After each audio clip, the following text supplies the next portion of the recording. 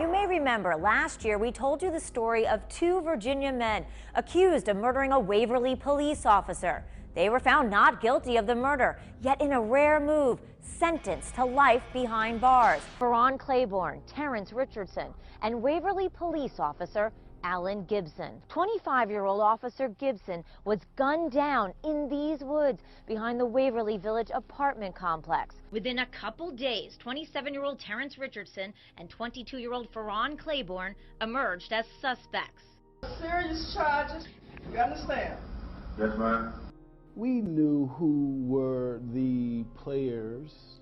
Those two, they were not players. To this day, from their prison cells, Richardson and Claiborne maintain they're innocent.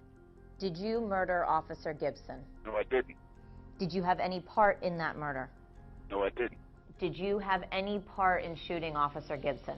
No, ma'am. No evidence to tie him to it. A conviction in doubt, no fingerprints on the gun, contaminated evidence, and the only witness, a convicted felon once on record saying he didn't know anything about the murder. Richardson pleaded guilty to involuntary manslaughter. Claiborne pleaded guilty to accessory after the fact, a misdemeanor.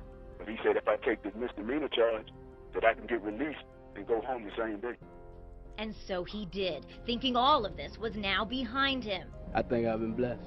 Or so he thought. Gibson's grieving and heartbroken family did not feel justice was served. What happened next would shock many.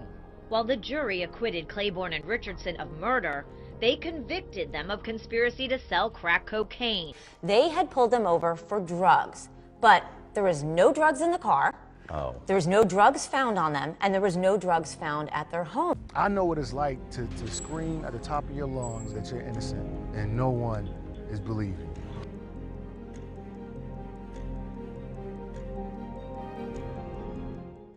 Attorney Jarrett Adams, who's now taking on the case, said, you know, if we're going to put people away for life, don't we have an obligation to make sure we got it right?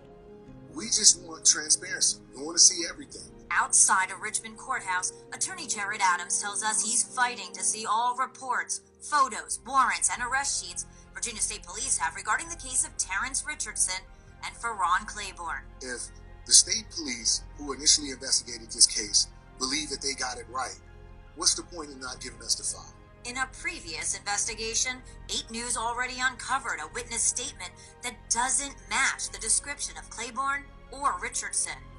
Adams says he's since learned it's a document that was never shared with their original defense attorneys. He wonders if there's more. There could be something in that file that supports their claim of innocence. And if that is the case, then too, we have a perpetrator who killed an officer still out amongst the citizens of Virginia.